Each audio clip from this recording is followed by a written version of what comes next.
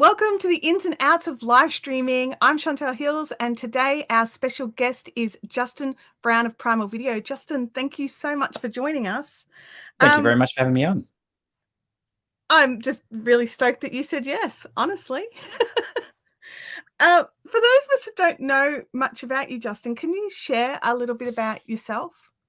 Yeah, so I run a YouTube channel called Primal Video with my brother Mike, and on that channel we help people create videos using the gear that they have, then get views on those videos, like build an audience on YouTube through to then the monetization.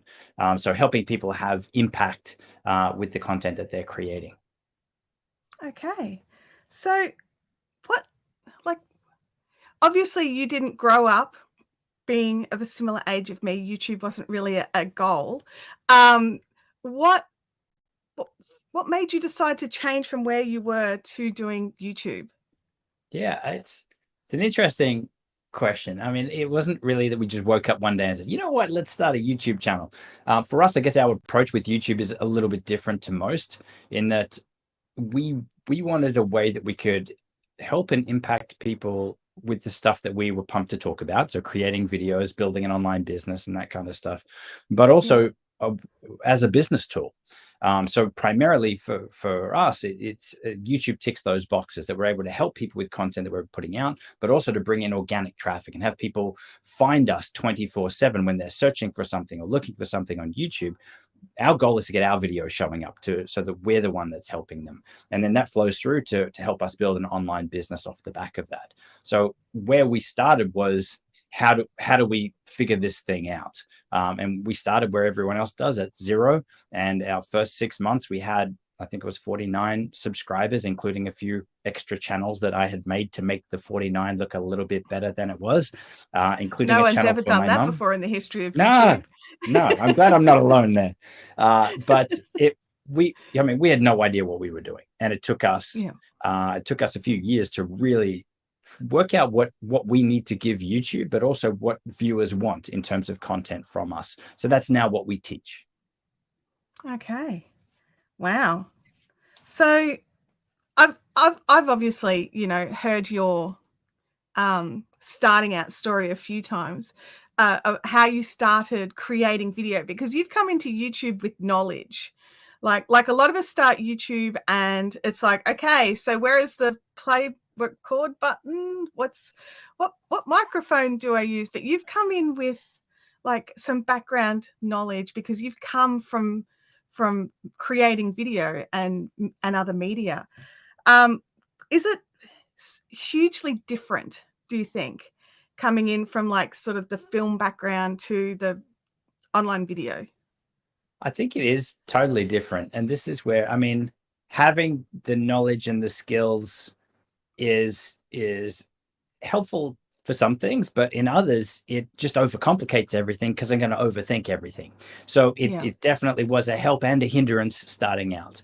And it was a big unlearning as to what we needed to do for YouTube, but also to be able to create videos fast and effectively every single week, instead of spending months on a client project or years on a documentary project. So there was a big unlearning, but also that my background in creating films and TV shows, documentaries, and corporate projects was behind the camera. So filming, editing, director, producer, never once in front of camera. So that to me has probably been the biggest learning curve. And it still pushes comfort zones. Like I was someone that never even used to like having my photo taken. So the thought for me to be on camera presenting and teaching was, it definitely took a while for me to kind of grasp that. And as I said, it's still a learning experience, but this is why we leave up the early videos on our channel so that people can go and have a laugh, but also see that you can grow, you can progress from this, and really practicing and going through the motions is really the best way to learn this. I had to have a little giggle. YouTube's removing the ability to filter by oldest first. Oh, good. I like that. I know. The second that I read that I was just like, oh, Justin's going to love that. No easy way to, I'm going to just have to copy the link to share it of the old video. It's strange that they would remove that, because I think it's something that a lot of people do. I go back and check people's early videos. Yeah, and I do too. I love to watch the journey because it's one of those things where it's really easy to be discouraged by where someone is based on where you are, and then you've got to remember that you're at 0 and they're at 50,000. What were they like back at 0? Compare apples to apples, not apples to pistachios. So I love to be able to go back and have a look, and I like to look back at mine and remind myself of where I've grown from and changed from, and the things as well. But they've sorry, just a total sidetrack. They're changing up some of the filtering options within a channel, and they decide to take away the unused options of the filters. So yeah, it's interesting. Like, I mean, removing the dislike button as well. I mean, I know we're talking about live streaming, but it's all to do with YouTube and stuff too. It does. But it does. yeah, I don't know that some of these changes they're making, while they feel they're doing them for the greater good, I think that there's a lot of people that do still use those things and would use them, like the dislike button if it was there. For me, it was a massive indicator if a video was actually any good or not. Doug, great to have you in here. Doug likes to sort by most popular when checking channels. That's a good idea. Yep. Yeah, I like to do that too. It also makes me feel good because I've got videos that have got 30,000 views on them versus most of my videos that have less. You could always add those to a playlist, a featured playlist at the top of your channel. So at least people, when they land on your channel, I'm sure you've done this. That's what they see first. They see those first. Yeah. Absolutely. Absolutely. So just to swing it back into live video just a little bit, you use a lot of video on demand or pre-recorded video for your regular uploading content, but you do use a lot of live video across different areas of your video of your business, not just YouTube. When it's your Zoom calls for your PVA, it's your interviews, there's so many different areas. What makes you choose the different platforms that you use for your live video, and what made you decide to not go down the rabbit hole of live video on YouTube as much? Oh, throwing out the tough questions already. Okay. Let's say the quick answer is why we haven't gone all in on live streaming on YouTube is I've got commitment issues. Is probably the quick answer. No, I think YouTube for us, what we've seen is that, I mean, with our goal, again, with YouTube being a business tool for us, what we've seen with the time that we invest into creating these regular videos and one video a week, that's enough to kind of drive this organic traffic engine. And yes, we could always do more. We could be doing 2 videos, we could be doing 3 videos a week, but really one is enough. And that's what we've found. So we're not on that content social media hamster wheel where we're stressed out, we're heading to burnout town, where we're just stressed about everything, and everything's a big headache. Everything is just always more to do. So this is also why we went all in on YouTube primarily, and we kind of dabble with other platforms. So our focus is on growing on one platform so that we do have a much higher chance of having success than trying to be everywhere, which a lot of marketers will tell you that that's what you have to do. So then you're on that hamster wheel. If I need to post on Instagram 3 times, I now got to do TikToks, and Gary Vee saying you got to post 3 to 4 times a day on TikTok right now. So I watched that yesterday. Then you've got YouTube, and some people are still saying that you've got to do daily or 3 times a week to have success on there. So if you were listening to all of that stuff, then it's not going to be a very fun experience for you. And that's where we see a lot of people stuck. So back to your question is that we want to look for what is the, I guess, the least amount of input that we can put in to get the maximum return. And knowing that, yes, there is always more we can do, I'd rather have free time to work on the business instead of be constantly just creating content. Now, I think the next move that we would make would be to do a live stream show once every fortnight, once every other week, or once a month or something on YouTube, where right now we're kind of testing that out on Instagram. So we're doing a weekly live stream on Instagram, just a quick Q&A. So it's a kind of test the concept, but also it's to try and grow on Instagram as well, now that we have sort of our YouTube channel at a reasonable size, why don't we kind of start moving some of our eggs out of the YouTube basket and putting them in some of the other platforms too? But I guess the quick answer is really it comes down to time and focus. And I'm a big advocate for live video. I think it's awesome. There is no better way for you to connect and engage with your audience. So when we do them, like I think they're part of the most fun thing that I get to do, hanging out with our audience, answering their questions. I mean, they're good fun. This is why, like, this is a no-brainer. I love live streams, but it comes down to what's going to move the needle for the business, and how do I free up my time as well. So that's kind of where we're landed for now. But yeah, I know that you've been pushing me to start a live YouTube series for a while, and it's not a no. It might happen, but we're testing on Instagram first. My next question was, so you've been using YouTube all the time and all the way. What made you decide to go to IG for your live platform? And you've just answered that one already, because I could tell that was kind of where you were going. Yeah. I was really surprised when I noticed that you were doing your regular lives. And I get it. Like, you've hit your million over on YouTube, but your IG is not there. So I understand the whole thing, but I'm like, if you were on YouTube, you'd have hundreds of people in here commenting. But you know, and maybe that would grow the channel faster, and maybe that would grow the business faster. And so yeah, there's definitely the case to be made that YouTube should be where we're doing it. But I guess it's kind of, I mean, we'll likely end up doing both, but then with my commitment issues, I don't want to have my calendar filled where I have to do something like I'm live here this day, now I'm here on this day. So that's kind of, we'll see. Yeah, it was definitely like, I was just like, oh, IG, is it? Like what like Doug has said here, Instagram, you say. Yeah, what's Instagram? Yeah. Yeah. But I would say to anyone that is starting out, I wouldn't be doing that. So I'm only doing this now. If I was starting again right now, I would be committing to like one regular piece of content a week if I could. Or I get it, some videos are going to take longer for people to make if you're actually building something, or it's going to take you longer to film or produce that. So commit to what you can on a regular upload schedule. But in your extra time, that's when I would be doing things like live streams to really connect and really engage and build that know, like, and trust with your audience. That's where live streams are great. So it will help your channel grow if you do that. But and that's why I guess our strategy is a little different given the point that our channel is at. That's right. And that's something that's really important for us all to remember, is you need to make your decisions based on where you are at right now and what your end game is, because different people have a different goal and have a different idea of what success is for them and where they want to be sending leads and things like that. So having 1 million people on YouTube may never be their goal. It might be 10,000 with 1,000 super fans. It's you've got to really sort of make those decisions and decide for yourself. We've got a question in here from MenTube for you, Justin. Are you still with the same content you started on day one, or have you changed your subject during the growth of the channel?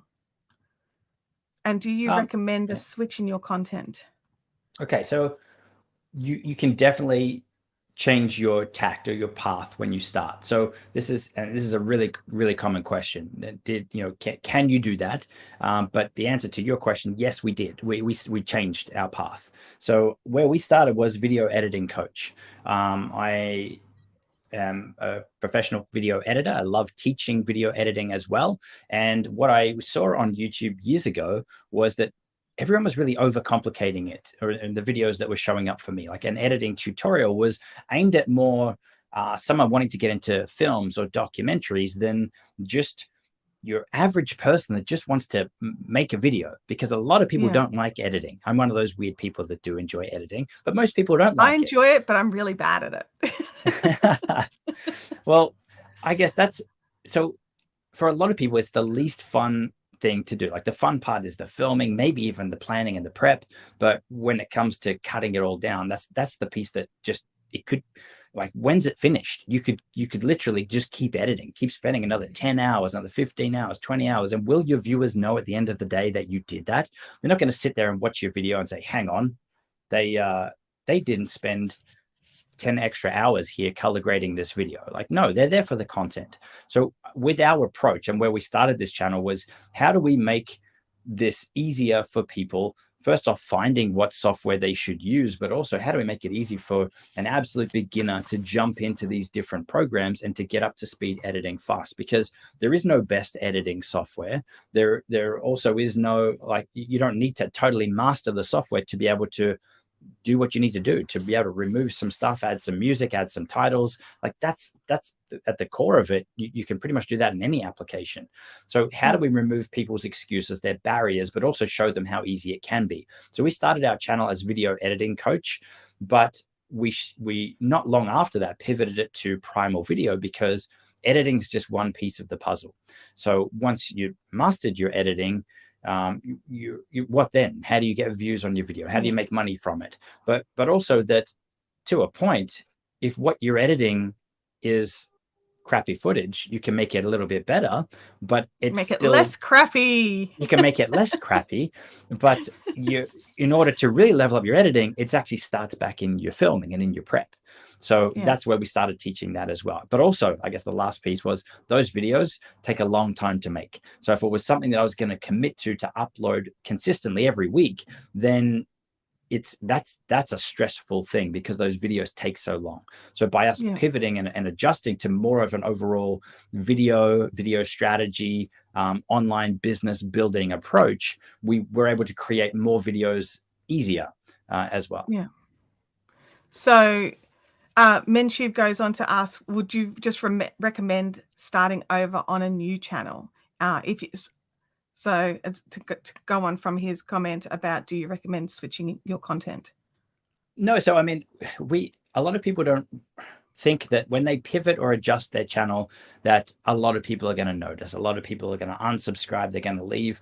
We didn't get one comment, one question, one mention, anything, when we literally one day just changed all our banners, changed what I was saying in the video to, hey, it's Justin from Primal Video instead of video editing coach. We even had a little video intro with some highlight clips like that.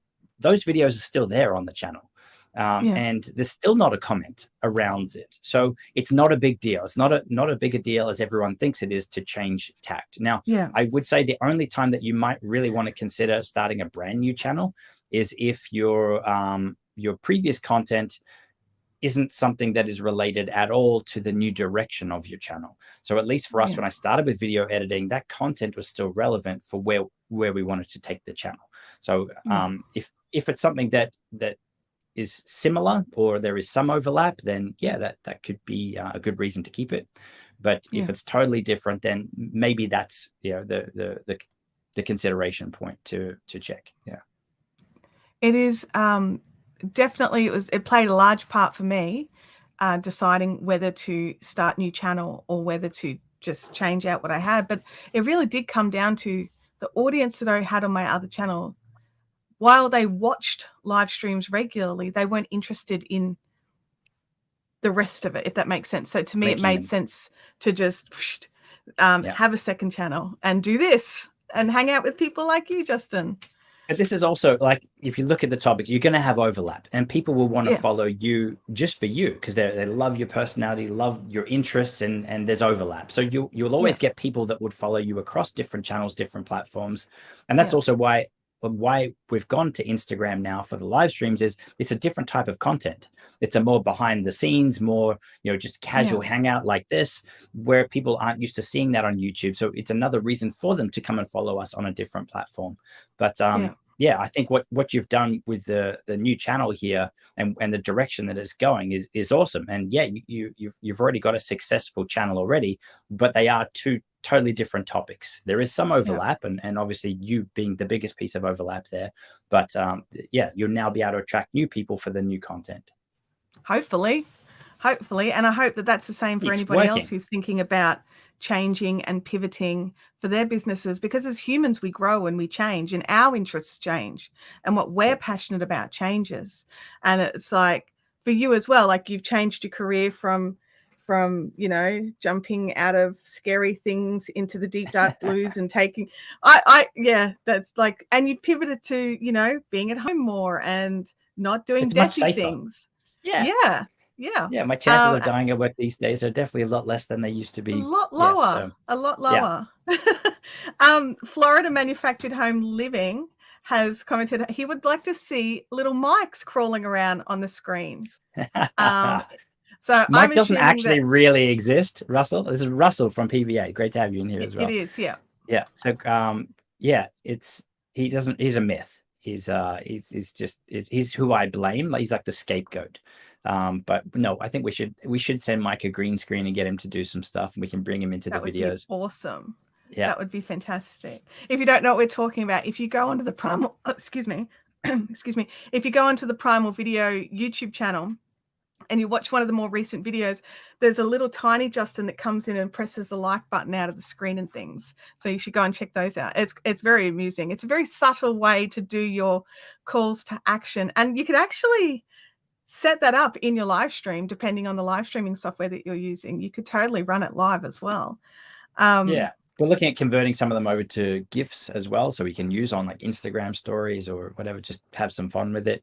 But I thought it was something that we were just going to test, because everything for us is a test. And if it doesn't work, then it stops. Yeah. And there's some of these green screen things that are starting to surface now that I don't even remember doing, dancing and things that the team's just like, we had a big list of that silly elevated things for me to boogie do. is very good. Yeah, so when those come out, I'm like, wow, this is now a couple of years ago, and I'm almost a little worried to see what the team push out from there. Yeah. So now what they've done is they've done like the just scripted video version of you, and they've just set you up in After Effects, and you don't even have to do the things anymore. And you're looking at it going, I don't remember doing that. And they're like, because you didn't. It's got my voice nailed in from Descript. Yeah. Yeah. Yeah. Goodness me. So okay, so the other part of that question there from Mentube, he's now saying that he cares more about the unsubscribing and whatever. Look, that's not going to slow down your channel growth. If you do pivot and change your channel, some people might leave, but I think less will than you think that they will. And even having people unsubscribing from your channel doesn't mean that they're not going to watch your content. Most people that watch our content aren't subscribed to our channel. Most of the channels that I watch their content, I'm not subscribed to their channel. So YouTube's not going to see this as, wow, you just had a lot of people unsubscribe. That channel is now done. It goes in the naughty corner. No, it doesn't. It's not like that. So it's yes, you might find your channel goes backwards for a little bit while you're pivoting to this new type of content, but it's all good. It's not going to kill your channel.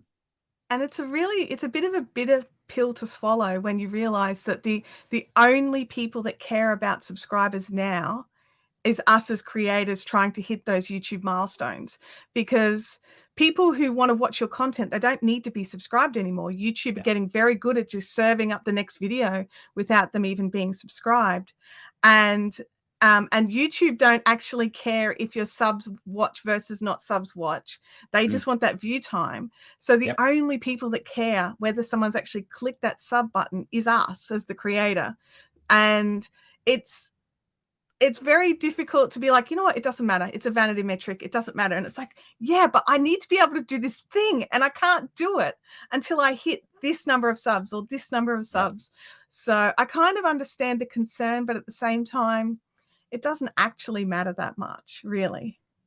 And you're right. I think for them to be moving, for YouTube to be moving further and further away from the subscriber number actually mattering.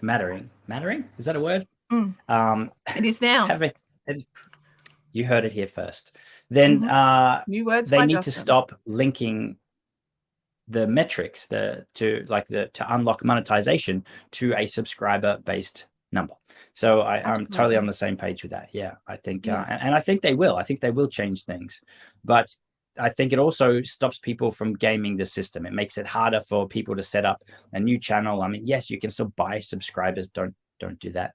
But never do that. It's the worst thing for your channel. But I want 10K so I can store it. Me too. So stories is an interesting one. We had early access to that. I don't use it anywhere near as much as I should, but a story on YouTube stays up for 7 days. And in some that I posted last week, they've had over 60,000 views, which none of our videos get anywhere close to that in that period. Week. So this is pretty crazy. So you being the king of video, I think you've got me have all the confused with gear in the someone else. world. Oh, sorry, that's the next person. No, Oh, hang on. good. Yeah. Yeah. No. Great. So you've got all this, gear and knowledge. Do you find that the barrier or the mental barrier for people using their gear, like I know what you're using for your live stream, and I know what I'm using for my live stream, and they are poles apart. And do you think people use gear as the barrier, or do you think they really think gear is the barrier? I think both. I think that a lot of people will procrastinate around starting until they have the right gear, but also a lot of people will then go and buy gear that they think that they need, and it's overcomplicated everything. So then they don't know how to use it, so they still don't take action. So that's where, like, I'm a big advocate for using what you have. Like, some of the biggest channels still just create videos using their webcams or their phone. And likewise with live streams, like, you don't need to be using extra software. You can literally go live on YouTube with just your webcam and a microphone and just the YouTube interface. So yes, you can level up if you want to do something fancy like Chantel's doing here now, where it switches, it's got a guest in here and you can bring up titles and things, then that's kind of the next level up. And so you could use something like Streamyard, but you don't need to run out and get, vMix or professional grade tools, because they're just going to overcomplicate it. So this is where I guess it's kind of baby steps with everything here. And the advantage when you outgrow your gear, Streamyard, the advantage of Streamyard and some of those softwares like it is they do have a free version that you can trial, and you can work out, is this making it harder or easier? And is it giving you what you want? And so, it's, sorry, I've got a fly buzzing around. I thought I got everything out, but no, apparently welcome not. to Australia. Yeah, it's great. Love it. I'm just having a quick look in here. Russell would like to know how you might build your email list using live presentations. Because while your channel doesn't have, like, if we went and looked at your channel right this second, there would be one live stream up, the 100 million, or is that even not the 100 million, the million celebration, or is that gone as well? No. I think, to be honest, I'm not sure what we did with that. It may be unlisted now. So because you go in and unlist all your lives after they've run, don't you? Yes. I think a lot of the times that and this is to your question, Russell, a lot of the time when I do go live, it's to come on and to hang out, but it's also to let our audience know that we've got something for them. So for those that are the action takers, those that are ready to I don't know, get more from us faster, to learn faster, then when we run one of our free live training workshops, I'll go live on YouTube a few days before, answer some questions, but also let everyone know that's joined live that we have that coming up. And it's also a great way to grow your email list with live streams. You don't necessarily need to be running an event or a webinar or something to capture that. It could be that you're coming on live, you're answering questions. It could be about the housing in Florida, people moving to Florida in your case, and what can you offer them where it's an exchange for their email list, email address. So you're building your email list. So it could be that you're mentioning in the live stream that's if someone asks you a question, like that's something that you cover off in your free PDF checklist, which you can download and just have a link in the description. So it's coming from that place of adding value, as you always want to be doing. You don't want to be seen to be or have your viewers feel like they're being sold to, or that you're pitching them. This is a tool or something you've created. It could be exclusive content, could be an exclusive podcast, something that the only way they're going to get this from you is if they enter their email address. But this also makes it a no-brainer. Then once they're on your email list, that's where you can use those emails to build that know, like, and trust, and to deepen the connection with your audience there. So we're big advocates for email list and building your email list. And essentially that's kind of the business behind the YouTube channel in our case. Yeah. That's a lot. That is a lot. So you do use your live streams as a jump off point to the next, which is super. I find that to be really amazing, because you do end up with what sort of, like, I might be totally out of line asking this, but do you have a big like, can you see the people that are coming from the YouTube lives and then going into your like that conversion rate? Like, I haven't actually checked to say specifically which ones came from the live stream, but I'm so glad you worked out what the question was I was trying to ask. I got you. I got you. So as long as that was the question. So yeah, it was. yeah, I mean, we know that the main reason our email list is growing is from I think 5 different download options that we have for people, free PDF guides or free little training workshops that people can register for. That's how we grow our email list off the back of our YouTube content. So I don't have the specific numbers on that, but know that really everyone that's signing up for our free workshops and stuff, they've come from YouTube. So whether it's from a live stream or from watching one of our videos that was related to a PDF download that we have, that's how we're using YouTube. But I do think that a live stream could be a really good way to grow your email list if you're going to do them consistently, because it's not like it's real. It's not like people are asking you questions and you can say, that's exactly what we cover here. This will really help you, but you're not selling it. You're not being pushy. You're just letting them know that you've got a resource that might be of value to them.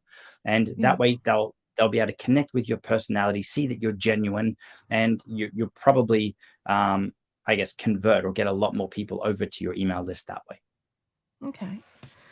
So I missed a question here, so I'm just going to go back to it. It's from Discord for Creators from Keely. Have you started live streaming into your Discord server yet? Because you have one and that I haven't been invited to yet, right? So do you have a Discord server? No, not that I know of, unless someone set one up and has taken our name there or something. But no, to the best of my knowledge, we don't have a Discord server.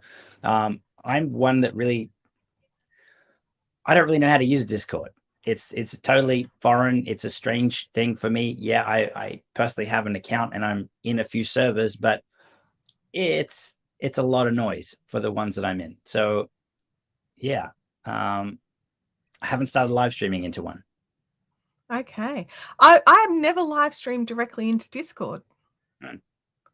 I've live streamed to a lot of places, but not Discord. So where did you live stream your very first live stream to? Do you remember? As in a personal live stream that I ran? Yeah, like something. Okay, so I used to run live streams for professionally for other people. So those were, again, my hiding behind camera thing. So not on camera. No, probably more the ones that you've been like the face of. It would be our YouTube channel. And I remember the first time I went live, I'm a tech guy and I come from like an IT background. I have an IT degree. So I'm always looking at things like I have monitors on screen so I can see the internet bandwidth, and internet here in Australia is typically not that good. So I'm watching all of that stuff happen. And it kind of, again, a place where too much knowledge was more of a hindrance than actually being helpful. And I freaked out when it showed that the internet bandwidth had just dropped considerably. And then I kind of froze. I was trying to fix the internet and I was lost what I was talking about. And I just internally freaked out and just pretended like something happened and I hit the end stream button. And so I'm just picturing you. Oh, you're breaking up. You're breaking. Yeah. So, but the biggest reason that happened wasn't because I was overthinking it and looking at the tech stuff and seeing what was happening. It was really because I didn't go into the live stream with a plan. And this is the biggest thing I'll say that everyone should have, no matter where you're broadcasting live to. Just have a really short run sheet. And it could be, that you've even got things written there. There you go. So that looked like a blank piece of paper for a second there when you held it up, but no, there's stuff on there. Yeah. So it could be like, think of the worst case scenario. You're going live to do a Q&A because it's an easy live stream to do, right? But what if no one shows up? What if the questions that come through in the chat aren't any good? how do you still run this live stream? So I will always, and even still today, based on the topic of my live stream, I will write out 3 or 4 questions, just so if there's no one asking questions on there, or the questions that are being asked aren't any good, I can just read out a question and say that it was sent in earlier, or that it's come through. I've just had another question come through. There's ways that you can still create a seamless live stream that is adding value to your viewers, so your replay viewers can watch it and still learn something, still have a big takeaway from that and a good experience, even if no one shows up, even if the questions are bad. So have a run sheet. It's going to save your sanity. If you do lose your train of thought and you kind of get lost, or you're geeking out on the tech and you just lose your path, just go back to your run sheet and answer one of those questions. So that's something I wish I did the first time, but I will never do a live stream without doing that now. And do you have I have a live stream checklist where before I go live, I'm double checking and I literally have a checklist that I've laminated, that I'm like tick, tick, tick. And sometimes I forget to do it, and I'll be sitting in a stream and I'll be like, I didn't run a speed test before this live stream. Oh no. Oh no. Do you have an actual either mental or physical checklist that you run through before you start going live? So I always used to just have a mental checklist, but then the problem with a mental checklist is if you miss something on that checklist, that like running a speed test or forgetting to share it out, then it's what was the point? So I now actually have a physical checklist that I use, and this actually for you on this channel would be an awesome email opt-in for you to have, for people to download your live stream, pre-live stream checklist. So on mine, I have things like, is your phone on silent? Have you turned off notifications on the computer? If I'm going to be sharing my computer screen, have I hidden my desktop icons? Am I running speed test? Do I have backup internet close by, as in, is my phone close by that I could switch over to hotspot if I needed to? Like all of those sorts of things you don't want to be thinking about or forgetting, really. But also, before we run a webinar, we have a full different set of, and a lot of it, there's a lot of overlap, but there's also some things that are specific to a webinar that you want to have in a checklist. And again, all of this comes from the place of, you only need to make a mistake or forget something once, that should be enough of a reason for you to go, hang on, I never want to have that happen again, or be in that situation again. I'm now going to write a checklist, and I'm going to have it saved on my notes folder, or actually print it out like you have. So I think that is really important. Russell's picking on me in the chat. I forgot to connect my Stream Deck, so I'm just using a mouse to change all the screens, and I mentioned it earlier. So yes, Russell, but no, it's not on the list because the Stream Deck's new and the list is old. I need to update it. So that's on my checklist as well, is have you set up, if I'm using Ecamm for streaming, have I set up all of my scenes? Have I mapped them to the Stream Deck? Have I run a test? And even if you test it the day before, I want to do a test 5 minutes before, just to make sure that everything is all good. So all of that, then it takes the pressure off you, knowing that you've gone through all of that you can relax and you can just have fun with the stream. And if something happens, it's live stream, something likely always happens in live stream that you don't have any control over, and it's kind of part of the fun of live streaming, I think, is to fly by the seat of the pants. That's the thrill of it, is the rush, the actual flying by the seat of the pants. So I didn't know you weren't using a Stream Deck. That's how seamless you're making this look. And thank you. I do try to just keep going, but it also, I had to defend myself against Russell. No. Yeah, you got to do that. But it also shows people that extra stuff, it can help, but it's not needed. It's not necessary. I only bought a Stream Deck last year, and I've been streaming for 5 years. So there you go. It's a helpful piece of kit, and I really love it. But I was able to survive without it, using multiple different streaming softwares without it.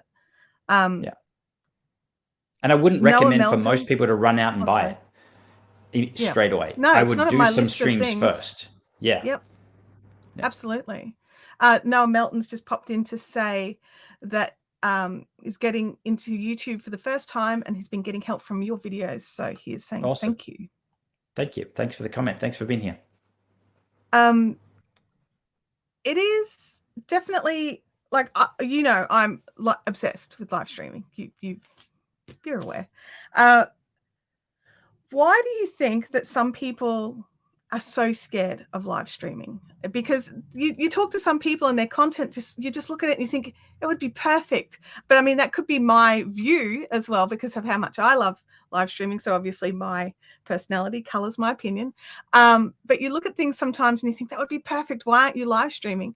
What do you think actually stops people from just jumping in? I think no one wants to put themselves out there in a place where they might not be what they see as their best. Like no one wants to put out anything where the background isn't great or they're not coming across in their best way. And with live, there really is no hiding. So I think that is a piece that does freak a lot of people out, because with a regular video, if you stumble, if you trip up, you can just redo that line or that sentence again and edit it out in your editing. So there isn't that flexibility with live streaming. And so I think that's the biggest reason that people freak out about going live, is that they don't want to be seen to be making mistakes. But what do we all do in our daily life? We make mistakes. So the more raw, the more real you are, and the more that you can get out of your own head. And this is where the more you do, the better you'll become. That it's going to be better and easier for your viewers to engage and connect with you on your live stream and take the pressure off you so you enjoy it, which is the self-fulfilling prophecy. It snowballs. You know, people are going to enjoy it more the more you relax, and it's kind of you just have to get out of your own way. And so what I suggest, and you might have some tips for anyone just starting out as well, would be if the idea of going live freaks you out so much, then go through the motions, but go live just to no one, or go live just to a few people. And you can do that. If you go live on Facebook, you can choose your audience to be an individual person or no one. Even on Instagram now, they have a go live test function, and go live and just do a test run and just get used to being there. That's the first step. The other thing that you could do is get used to just talking to camera. So even if you're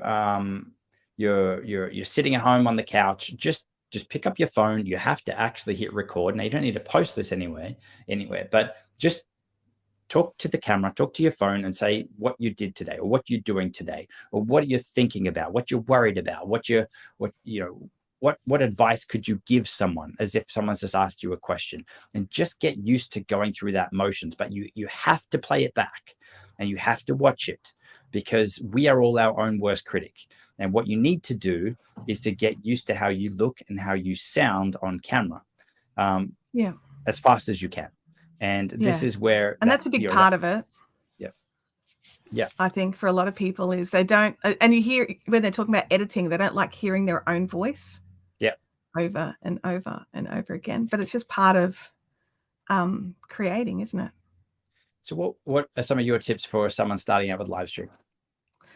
Oh, well, my first tip would be just sit down even with your phone and just find something that is on niche or on topic of your channel. If you don't have a channel, just something that you like to talk about, or that you're knowledgeable about, or that you're passionate about, and see if you can talk about it for 5 minutes, just to the void, and just to either just record it on your phone without even going live if you're even worried about that, or record it to private, or stream it to private, so you can still see the screens that YouTube shows you when you're live streaming, because sometimes that can be distracting. It's when you go into the back end and you're looking at the live streaming screen, it is different than when you're watching a live stream.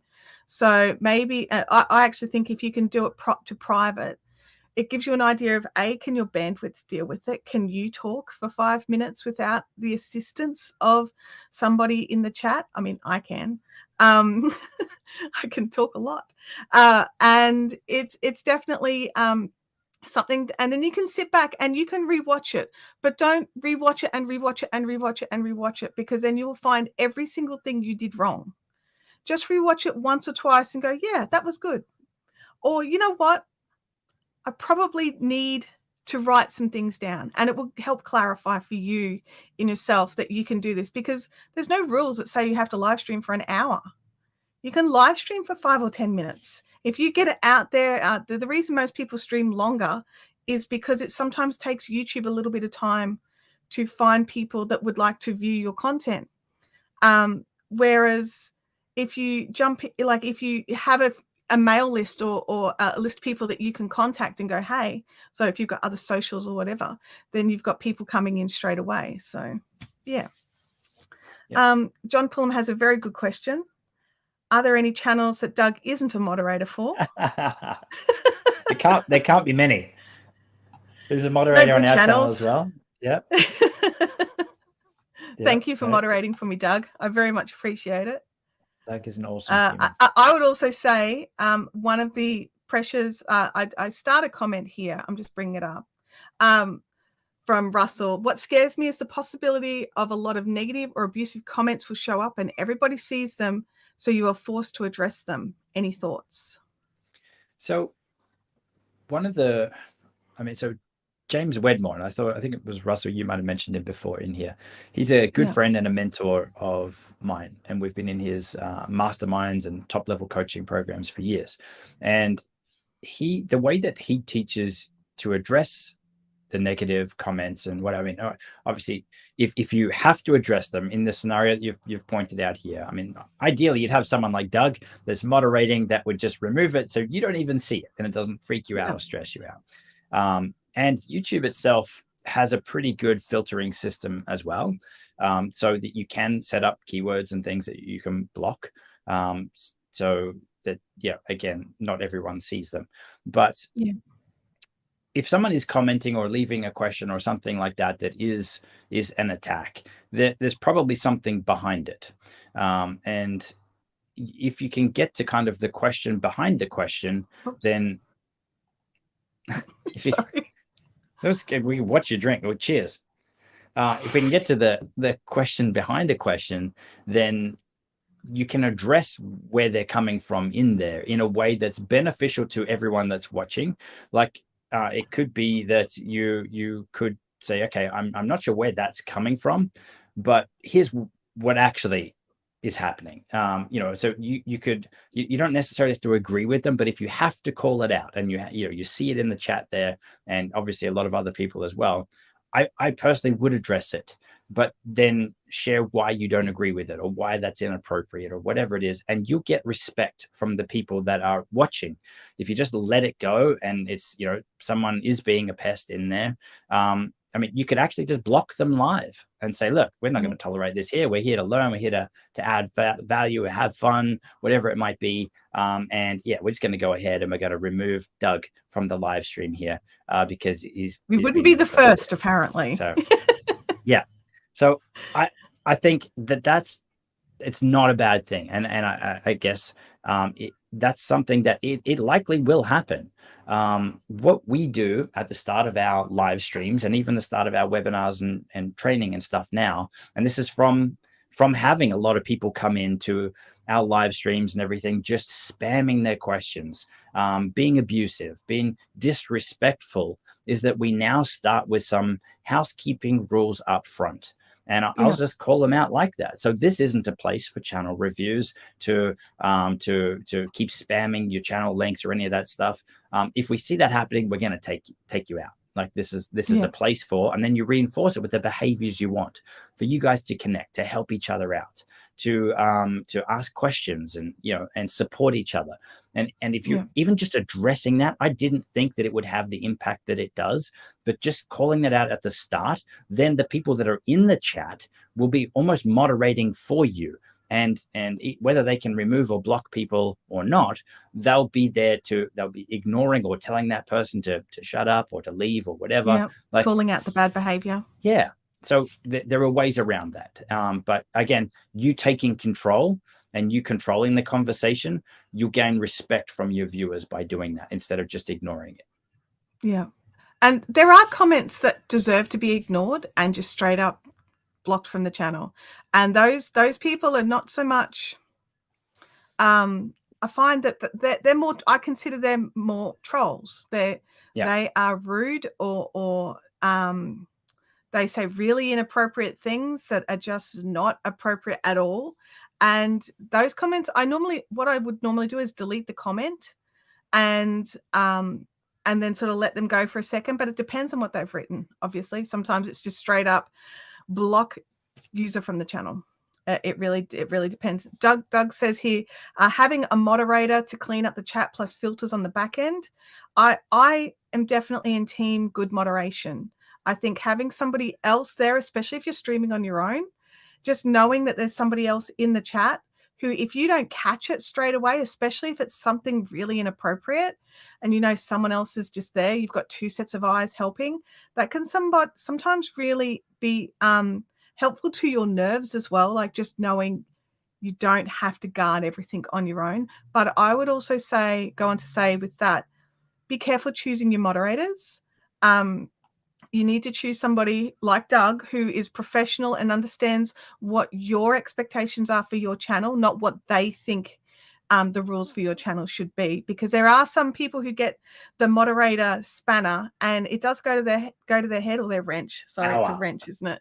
It does go to their head and they just block people and just do things that you wouldn't agree with. So whoever you choose to be your moderators needs to be speaking with your voice as such. Fasting Keto Coach asks, how do you manage monitoring the live chat alone? I get nervous about pausing sometimes. Do you want to tackle this one? Okay.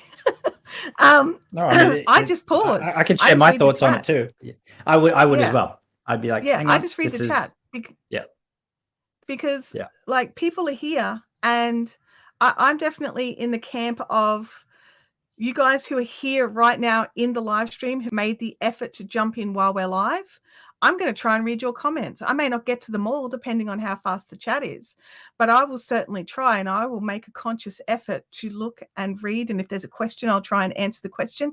If it's just comments, I don't always respond to it just because it may not fit the conversation, but I will always try and, just stop and read the chat. Yeah, but also that I'm pretty bad for it with, if I'm answering, like doing a Q&A session, then I always find that I'm back behind in the chat, finding questions and things, and the chat's filling up with all the new ones, but I'm kind of delayed. I'm behind on that. So it is wherever you like having someone to help moderate, whether you don't have someone for your first one or two or whatever, like still don't wait to do it. Yeah, don't not live stream because you don't have someone you can trust. Just jump in. Yeah, it is something that even if you're able to get a friend or a family member and just add them as a moderator and say, look, can you spare 10 minutes, 15 minutes while I'm live? Just watch my back. Just to pretty be much there. Just it. And yeah, that's at least then you've got that peace of mind that if there's if there's something going on, that you don't need to worry about it. Yeah. Fasting Keto Coach is actually Diane from PVA, just as well. Welcome. Just so you know. I'm trying to learn everyone's channels. Yeah, me too. Diane jumps into the Fiverific live streams every now and again, and every time I have to stop and think. I'm just having a quick. Justin. Doug says the community will call out spanners and haters typically. Yeah. So, and they do.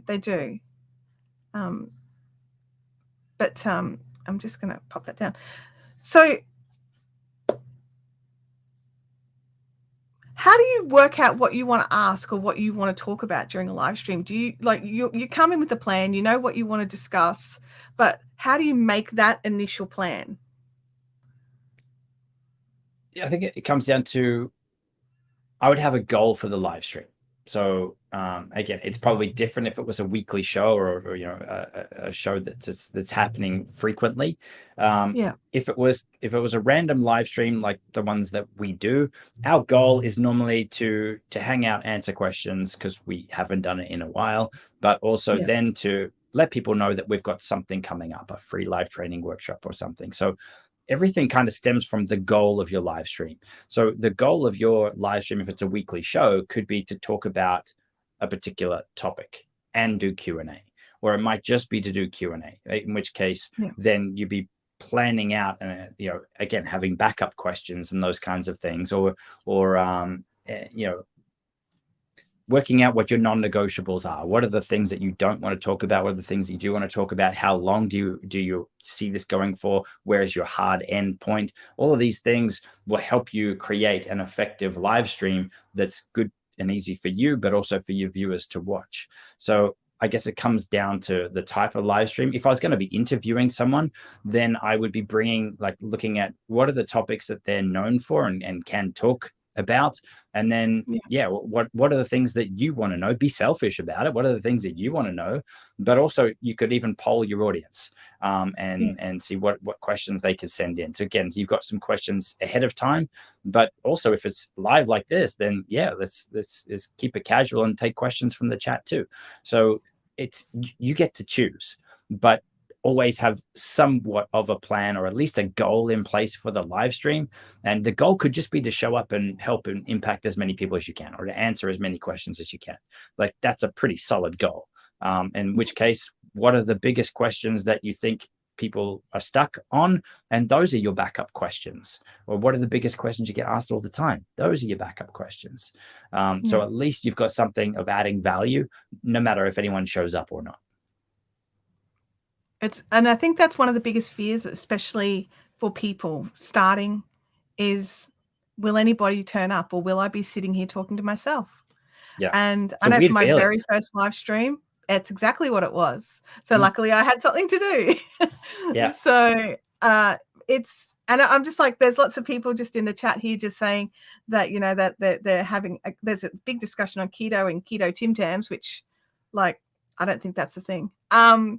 But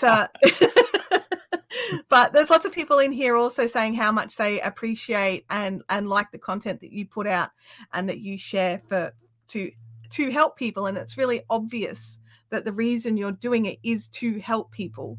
And I know for myself, like, that's how we became friends, was that it was because I jumped in looking for help. I was doing something, and I can't remember what the very first video of yours I watched was. It was a few years back. And I needed help. It was like, oh, and it was like, okay, 27,000 Justin videos has appeared. Sorry about that. You're really not, though, are you? No, we have you targeted. Whenever you type something into Google or YouTube, it's like, yep. Yeah. Now I'm shocked if one of yours is not in that first 3. I'm like, wait, Justin needs to work on that. Then you wait a week and we'll have an updated version out, and it'll be just a week, just 1 week with your. So you were saying at the beginning of the stream, I'm just keeping an eye on the time here, just because I want to respect your time. But you were saying in the beginning of the stream that you put out 1 video a week, and you don't really want to commit to you know, the hamster wheel of more and more. What would make you just go, you know what, I'm going to trial it? Because for you, I know everything's about the testing. You just want me to commit to this in a public kind of way. I just would like to know what it would take for you to consider committing to it. Not committing, just consider to committing. Look, it would make perfect sense for us to do it more. I think what I would commit to would be, say, a monthly live stream, and then we can always go more. But I would hate to be in a position where I'm committing to a weekly thing, and then it would mean that I'm changing so I'd committed to weekly on Instagram, and I was away last week and it wasn't possible. So I'm there like, I've told everyone I would be live on Instagram, and we were literally driving at the time. So I don't want to have to be in that position where I'm constantly changing it. And this is where I guess, everyone has that choice where they get to choose how much of their time that they're giving up here. And when I say giving up, it's not like it's a chore. Like, it's fun. I love live streaming. I love answering questions, connecting and engaging. And the plus side is it grows the business and helps people as well.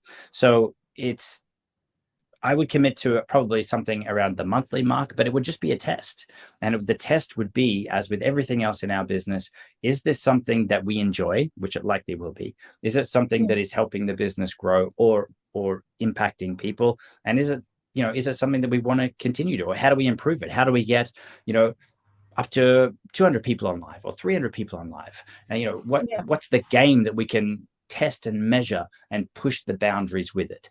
And that's where I guess we would be doing things like keyword research for some of the topics to see what people are searching for, and if they searched for it, that they could find our live stream, so that the live stream could live on longer than just the period of time when we're live. So it's those kinds of things that we would be looking at.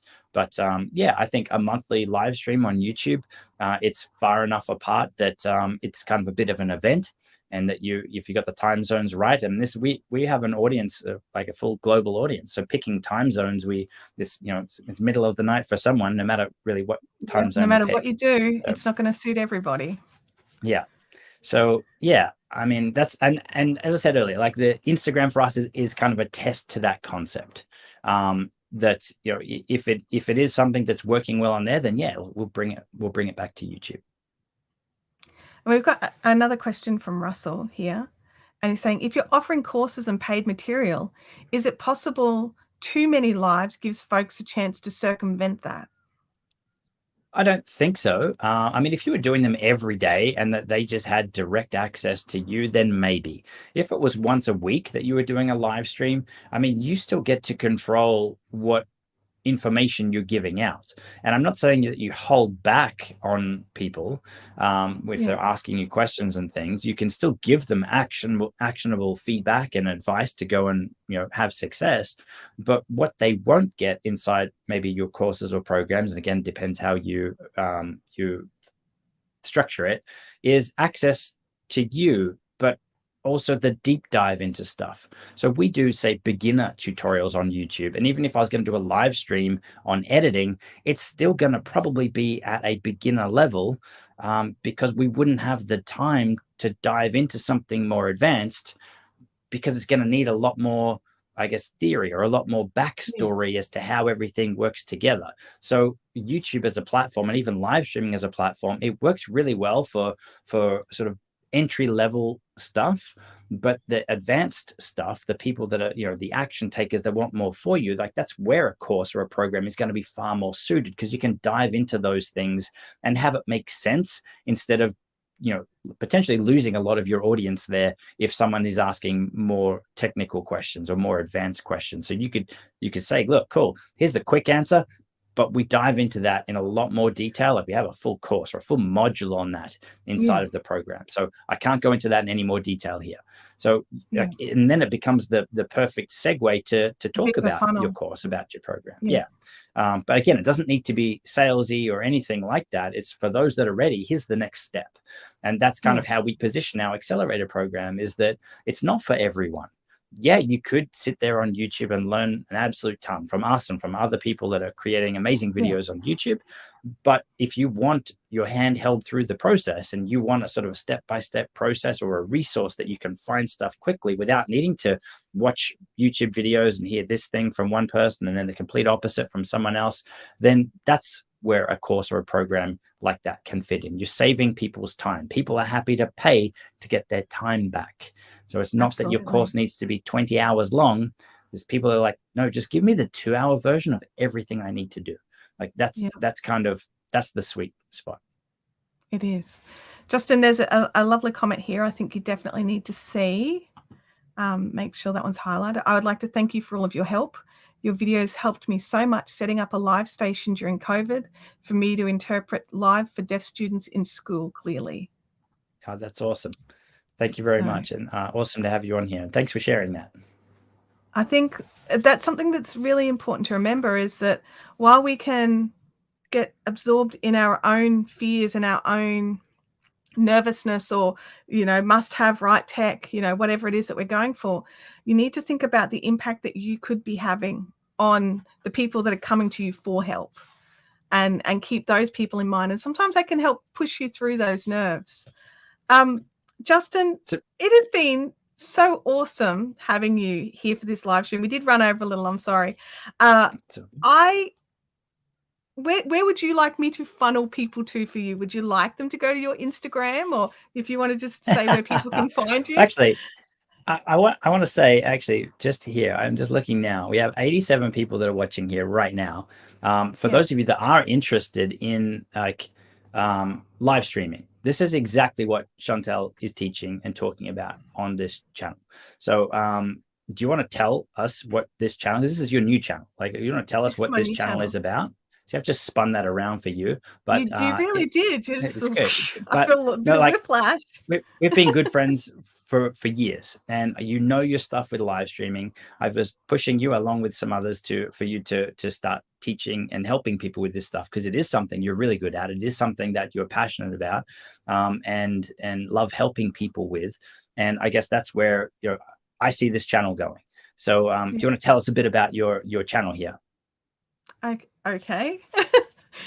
This channel I decided to create because teaching people how to live stream is my passion, and I know that there's hurdles, and I know that sometimes that we get stuck on things, and I got stuck years ago, and I've tested and tried so many different softwares and hardwares and different things, and kept being told you can't do it with this, and working out that I could.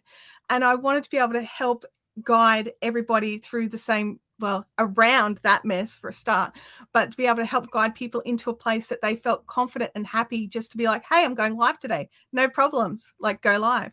And that's the ultimate goal of this channel, is just to show you that going live is fun, and it can be really easy. It can be as easy or as hard as you want it to be. I don't have any fancy graphics or anything. I do plan to get some, but at the moment for this channel, I just jump in and I try to bring on amazing creators who are showing how fun it is as well. But going forward, there'll be more content about different things to use, and reviews on different things, and just my opinions on it. My opinions could be wrong or not for you, but that's my ultimate goal for this channel, is just to make live streaming just as fun for you as it is for me. Yeah, that's awesome. And that's the thing with YouTube, is that we're all just sharing our opinions. I mean, it's still, it weirds me out a little. It's still like, we have these videos, best video editing software, best video editing apps. Yeah. And, it's just what I think is the best right now. And this is the opportunity that's out there for anyone. Just people want to know what your thoughts, opinions are, based on your past experiences, with your personality kind of in there as well. Like, even if there's already people out there making the videos that you want to make, and I know a lot of people get stuck with this, like, who am I to make this? Who am I to talk on this? I know that I struggle with that too. I've definitely gotten stuck there. Yeah, but people want to learn from you. They might not want to learn from someone else. They like your background, your personality and everything, and they just want to know what's working for you and for what your thoughts and opinions are. So this is where the opportunity for anyone to have success on YouTube and to start new channels even today. It is not too late for YouTube. So yeah, massive congratulations on the new channel. I think you're going to totally crush it, which is awesome. And yeah, for those of you that are interested, make sure you hit the like button or hit the subscribe as well. Either one helps. Yeah, I've given you a call to action there, like it was a video. Yeah. Like it was a video. Yeah. Well, thank you. But thank you very much for having me on. Thank you so much for coming on, and I'll catch all of you guys again next week. Doug, who is in the chat, will be our guest for next Thursday, next Friday, Thursday, Friday, depending on your time zones. Maybe I'll show up as a moderator. Well, Justin, if you show up in the chat, I'm just going to make you a moderator. Well, I think I owe you and Doug, both of your amazing moderators, that whenever we do go live on our random lives, I don't even tell you guys, and somehow you're always in there moderating. So yeah, you guys are awesome. Thanks, Justin. And thank you to everybody who has jumped in today. In the description below is links to Justin's Instagram and to his YouTube channel. So if you don't know who he is, which is really hard if you're on YouTube already, but go over and follow him on Instagram. He's trying to build that up. And he does go live over there on Sunday evenings or Monday mornings if you're on this side of the world. And you get to jump in and ask him all sorts of good questions, because there's not heaps of people over there. So you can really ask the deep ones. So it has been awesome, and we will catch you all next time. Bye for now. Thank you.